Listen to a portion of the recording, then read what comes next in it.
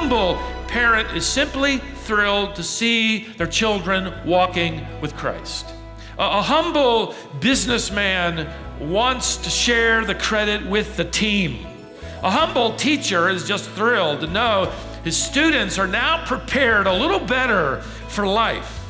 This is the humility of Paul. He's going to consider his race run well as toiling not in vain, not because he's reached the tape or because he's stayed at it, but because they have.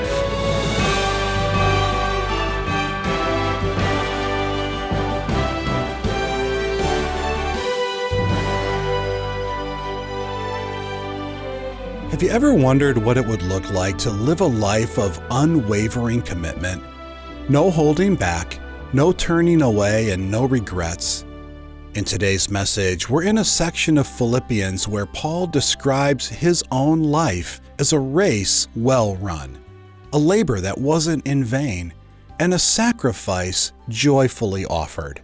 Stephen will tell you the inspiring story of a young man who left behind wealth and opportunity to follow Christ.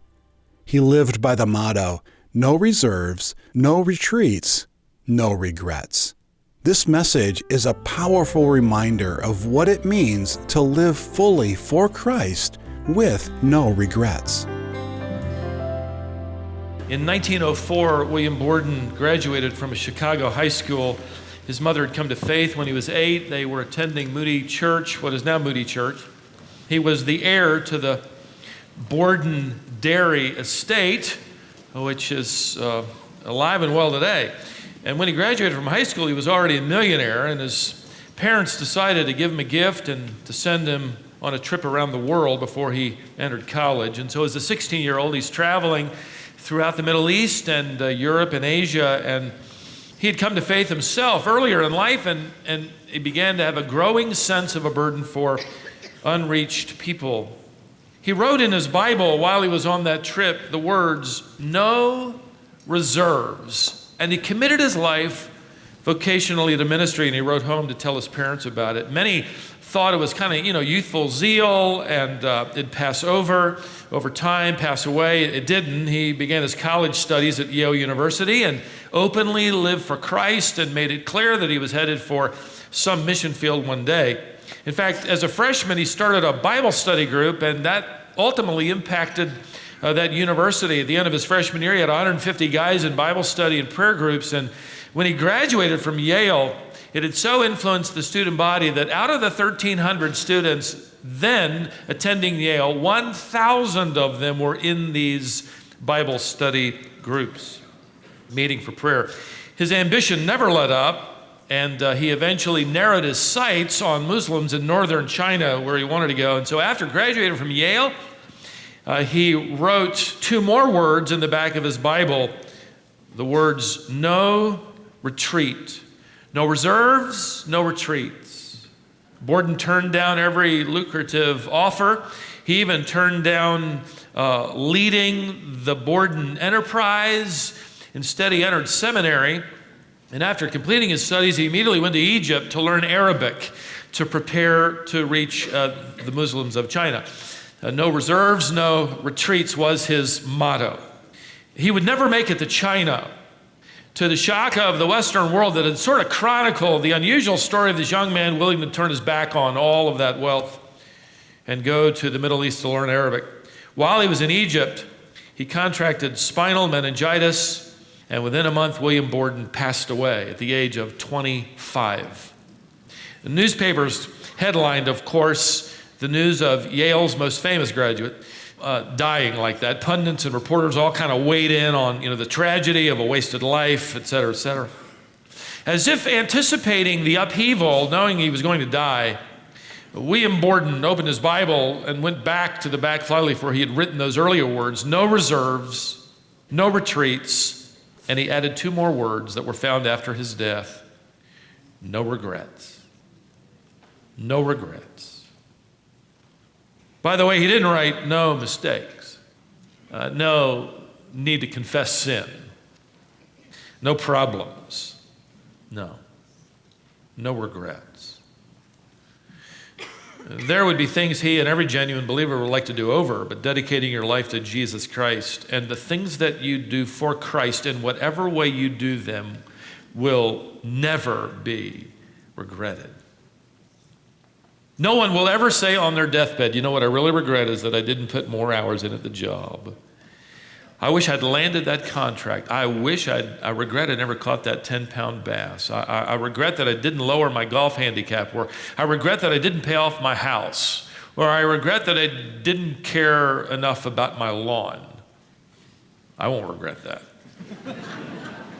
You listen to somebody who gets close to the goal line, close enough to see it, and you hear in that believer's testimony what matters most. No reserves, no retreats, no regrets. The only life worth living, frankly, is a life that surrenders to the truth of the gospel of Christ, a life that daily bathes at the foot of the cross in the blood of Christ, that daily lives within sight of the empty tomb, that daily grows in anticipation for the return of Christ.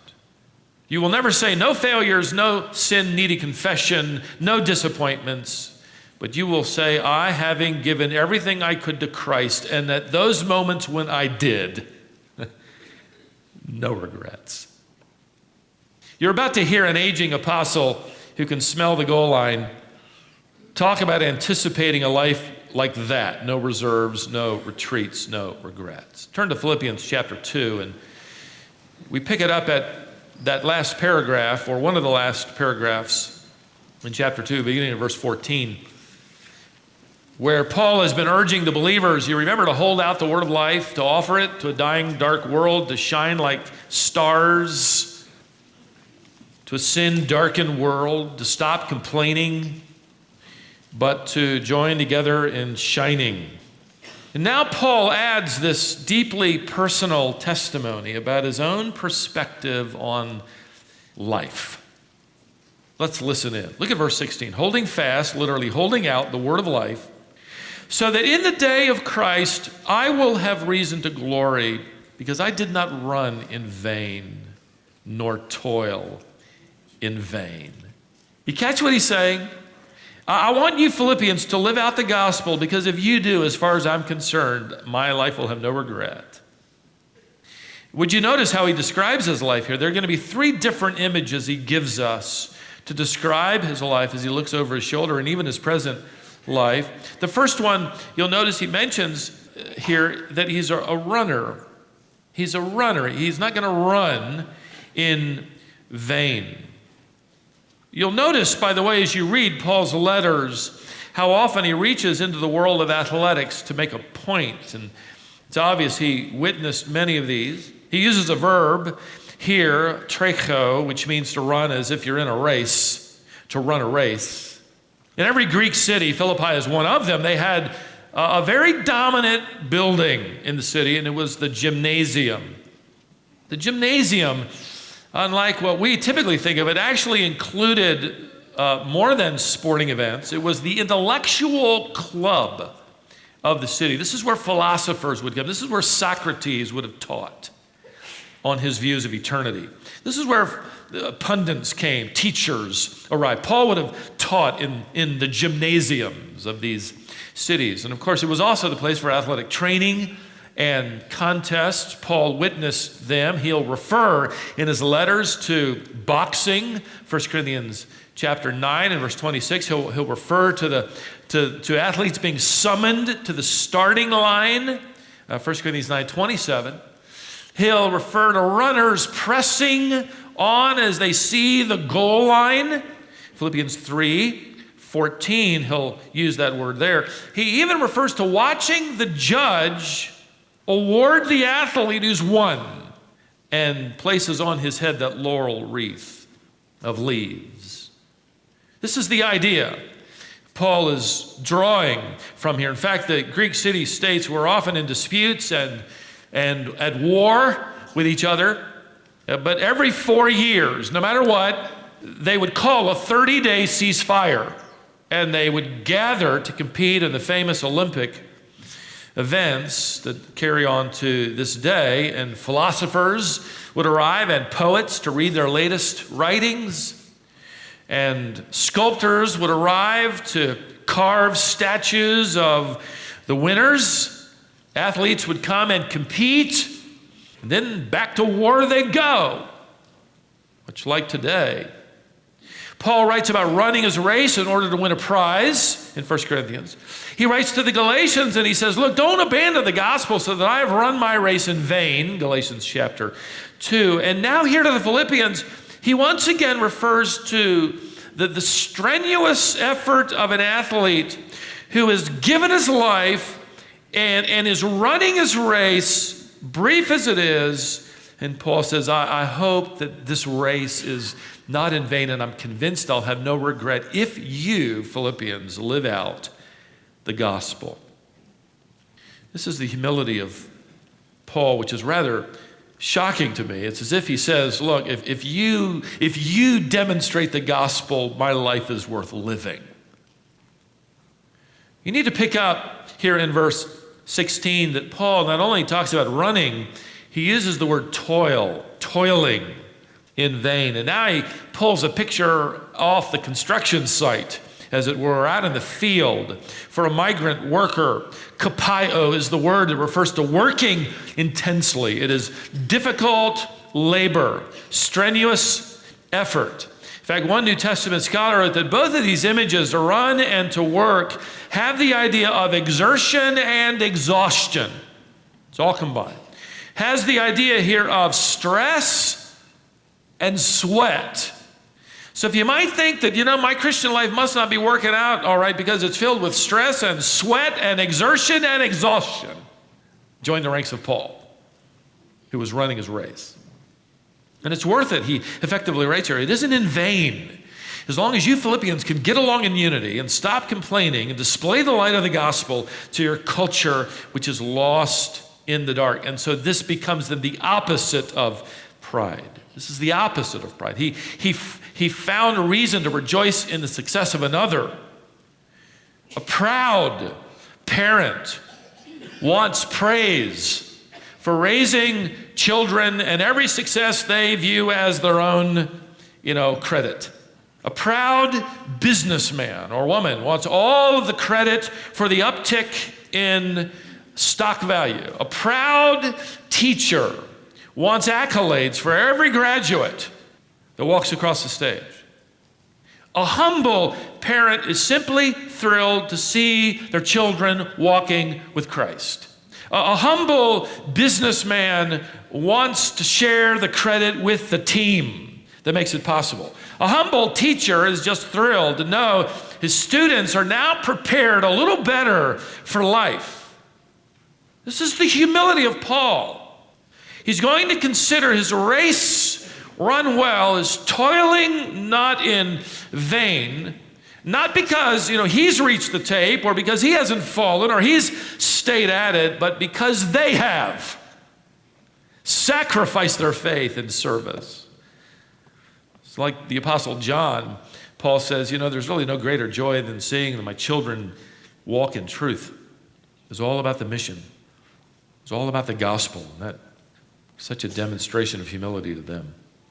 How can Paul put their needs in front of his like that? How can somebody surrender their life to others like that? Well, part of the answer is found in the fact that Paul knows that his stress and his sweat and his exertion and his exhaustion isn't the end of the story. In fact, go back and notice the phrase right before it. I skipped over it until this point. Notice what he says, holding fast the word of life, so that in the day of Christ, I will have reason to glory. In the day of Christ. Paul lives today in light of that day. He knew what was waiting. He knew who was waiting. He plans to glory in the fact that Christ was glorified in them. How's that for humility? His glory will be that Jesus was glorified in them. He says, I can't wait. This is the same kind of, pride or joy of a mother sitting out in the audience as her child rehearses or repeats those lines just perfectly in the school play. There's nothing quite like that feeling as a parent. It might be just the fact that her kid didn't knock the set down or hurt some of the other actors or whatever. We're just thrilled.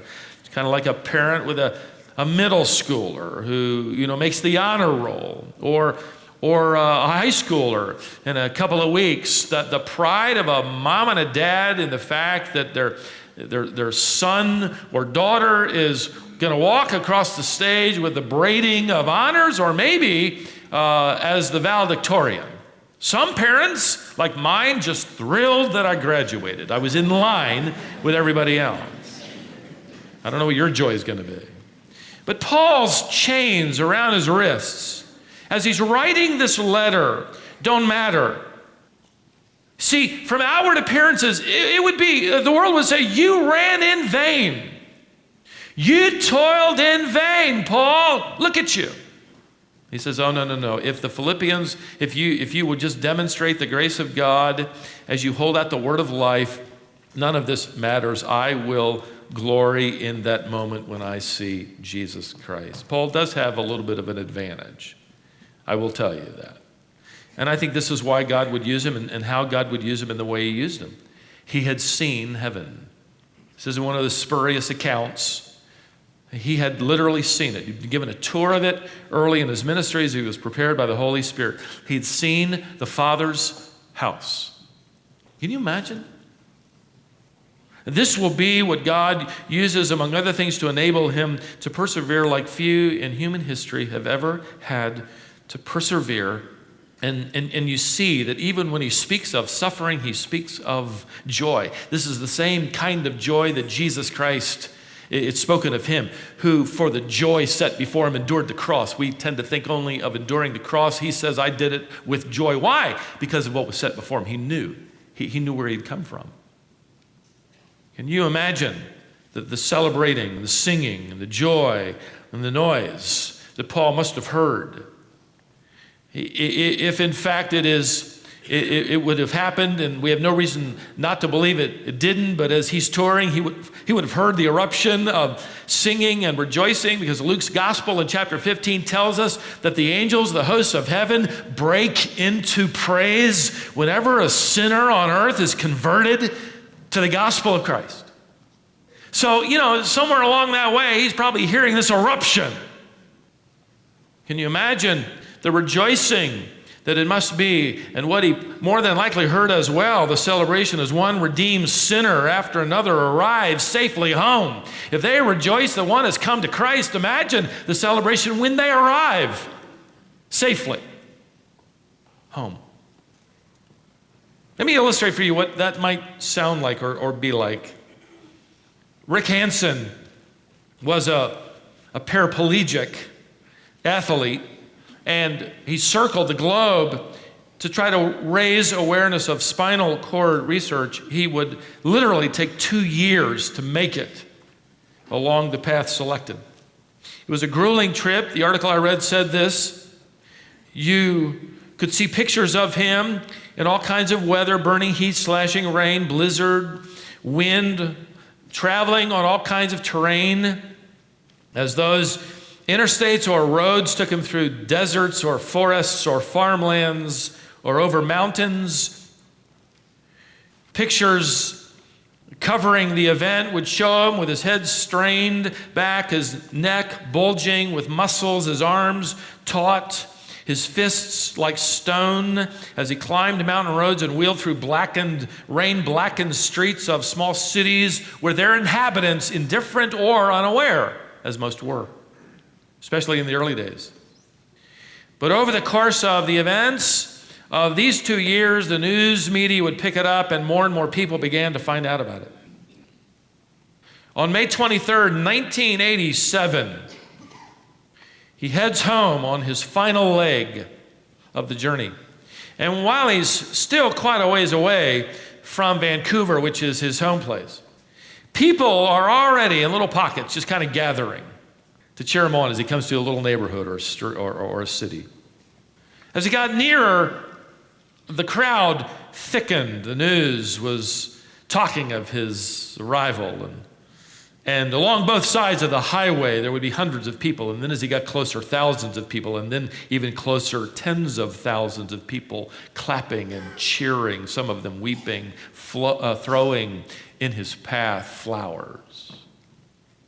Rick wheeled his way toward the arena where he originally thought maybe a reporter or two would pick up the story. And yet it was filled to capacity with tens of thousands of people. National and international dignitaries, television crews, movie stars, family, friends waited inside. And as Rick got near to the stadium, the streets grew impossibly dense with people. Helicopters are hovering overhead. Police in cars and on motorcycles are flanking him. Other wheelchair athletes joined him, coming up behind him like a legion of charioteers. And even above the din of the crowd along the roads, the roar could be heard from inside the stadium. It was like a hurricane brewing. And as he wheeled through the wide lower gates and glided out onto the stadium track, to his surprise, tens of thousands of people immediately went crazy, leaping, singing, cheering, dancing, exploding with applause, swelling with shouts of welcome and triumph. One reporter said, "It was wild. The celebration was incredible." That's a little bit of the picture of when you arrive home. We have no idea, the apostle said, of the glory that he has reserved to display upon you. And Paul says, in the meantime, if you will demonstrate unity and live for the sake of the gospel as a body of believers and as individual believers, my life will have no regrets. I'll not only have no regret as a runner, as a laborer, but notice thirdly, as a sacrifice. Verse 17, but even if he's not expecting to be martyred, that'll happen later, but even if it happens now, he doesn't know. Even if I am being poured out as a drink offering upon the sacrifice and service of your faith, I rejoice and share my joy with you all. You too, I urge you, rejoice in the same way and share your joy with me. Joy, joy, joy, joy. Wait, what are you talking about? Death. What are you talking about, Paul? The ultimate sacrifice, which is nothing compared to the glory that awaits. If by chance I'm called to lay down my life, that is, my race is over, my labor is now completed, notice, even if I am being poured out as a drink offering, I rejoice. He's already picked out an image from the athletic world, the gymnasium, and from the field or the construction site, and now he pulls out an image from the sacrificial system, from the altar. Now, the unbelieving world would have some understanding of what he meant, because they would pour out just a little bit of their wine before eating. It's like saying grace to their Greek goddesses or gods. Paul has something more significant in mind. If I can take just a moment, the Old Testament sacrificial system could be easily divided into two kinds of sacrifices. This simplifies everything for you. You'll get an A on the quiz tomorrow, okay? Here you go, two categories. Sweet smelling or sweet savoring, and non-sweet smelling, non-sweet savoring. The non-sweet pointed to the defilement that Christ would be atoning for our sin. The sweet smelling offered, along with the blood sacrifice, this element of joy, this element of thanksgiving. And so God would prescribe that upon that altar, as that innocent animal is being sacrificed, they would pour out a little wine on that sacrifice. And it would flare up and then become sweet smelling smoke. It represented thanksgiving. It represented joy. In fact, we're told in this dispensation to effectively do the same thing with our lips. The writer of Hebrews says, let us offer up the sacrifice of praise to God continually. That is the fruit, that is the wine of our lips, our words, our thanksgiving praises. And again, here in this context, the humility of Paul is astounding. He has here in mind the effect of the wine, which would cause that sacrifice to burst for just a moment into a brief flame. It would flame up and then disappear into smoke that wafts its way upward. So Paul is basically saying here in verse 17 that your sacrifice and service of faith, that's the major part of the offering. That's the main thing. That's the main focus.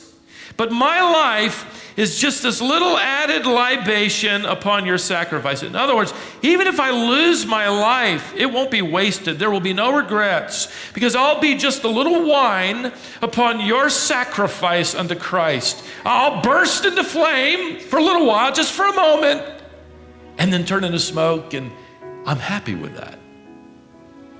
I'm satisfied with that.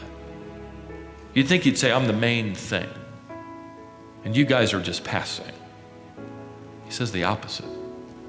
You're the main thing. The sacrifice of your faith by your service. I'm just thrilled to be a little offering added on top of yours, flaming out ever so briefly for the glory of God. So rejoice, he says. Let's share our joy together as we offer ourselves as sacrifices unto God. No reserves. No retreats, no regrets.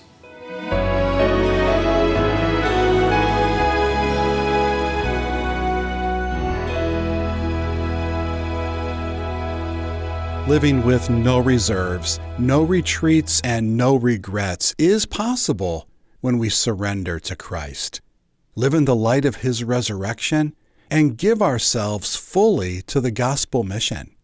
This is Wisdom for the Heart, the Bible teaching ministry of Stephen Davey. Our office is closed today, but you can still interact with us on our website and take advantage of an offer we have for you.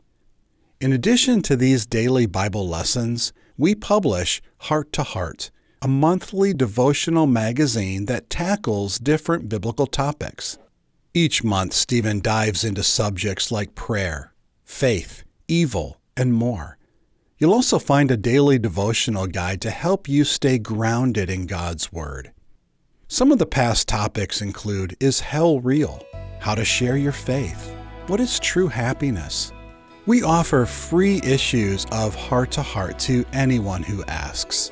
If you'd like to receive it, just visit wisdomonline.org and follow the link on the home page. That's wisdomonline.org. Thanks for listening today. We'll have a lesson for you tomorrow, so join us here on Wisdom for the Heart.